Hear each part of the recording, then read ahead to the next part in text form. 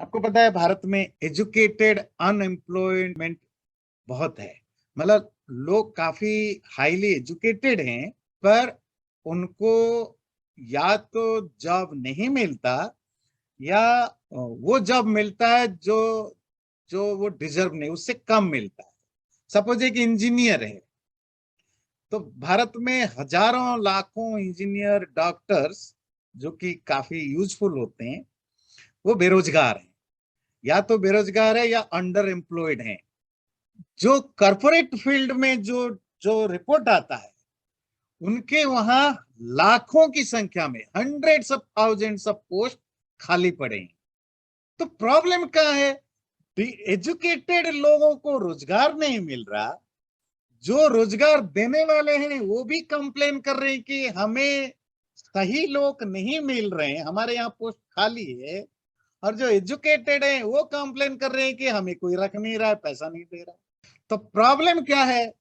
Corporate world है, वो कहते हैं ये जो सो कॉल्ड एजुकेटेड लोग हैं, उनके पास डिग्री तो मिल गई है, बट वो स्किल्ड नहीं है।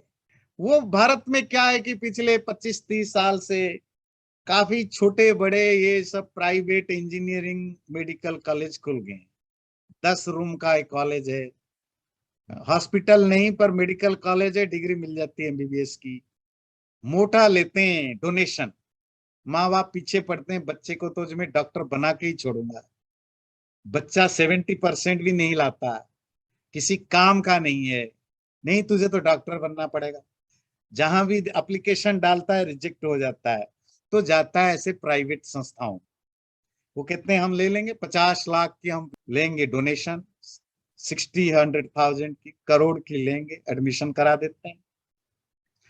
4-5 साल पढ़ते हैं, ना कोई लैबोरेटरी है ना कुछ है, डिग्री भी मिल जाता है, तो डॉक्टर बन के आ जाते हैं, इंजीनियर बन के आ जाते हैं। और भारत में अब तो और भी इंटरेस्टिंग है, अब तो भारत से ज्यादा इनके पास ज्यादा पैसा है, वो कहाँ चले जाते हैं? Ukraine, Kazakhstan, Tajikistan, Russian countries, वहां चले जाते हैं, वहां से डिग्री लेकर आ जाते हैं। वो वहां की डिग्री भी वैसी ही है। तो हॉस्पिटल में डॉक्टर नहीं मिल रहे हैं, कंपनीज में इंजीनियर्स नहीं मिल रहे हैं, बाजार में इंजीनियर डॉक्टर खाली के घूम रहे हैं, 10-15 हजार 20 हजार में भी नौकरी कर रहे हैं। प्रॉब्लम कहाँ है? पात्रता। पात्रता समझते हैं आप? डिजर्विंग। मेरे काम करने के लिए ये स्किल वाला व्यक्ति चाहिए। तुम्हारे पास क्या डिग्री है, क्या पढ़े हो, I don't care, but I care.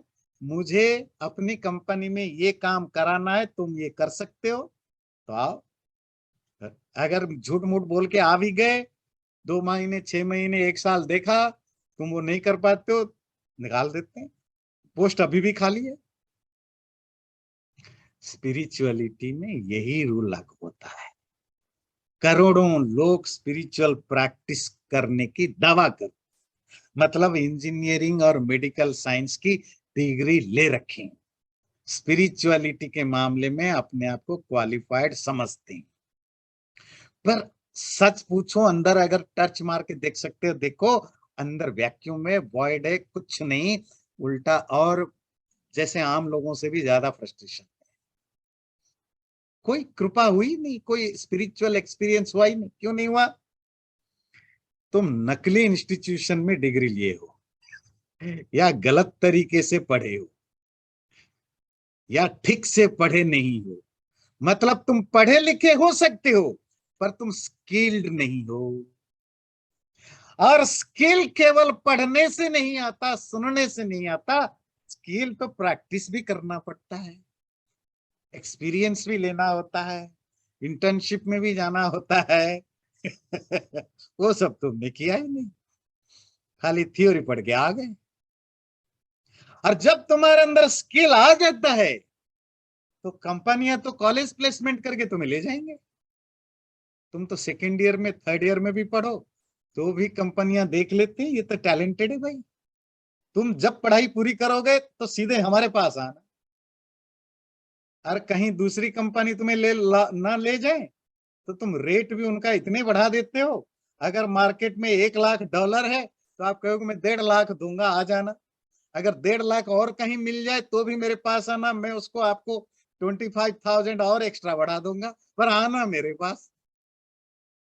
तो एक बच्चे के लिए तो कंपनियां लाइन लगा के खड़े हैं, और वहां दूसरे 50 बच्चे हैं जो भटकते रहते हैं, उनको कोई कंपनी हायर नहीं करती। डिग्री सबकी बराबर है। बात समझ में आती है?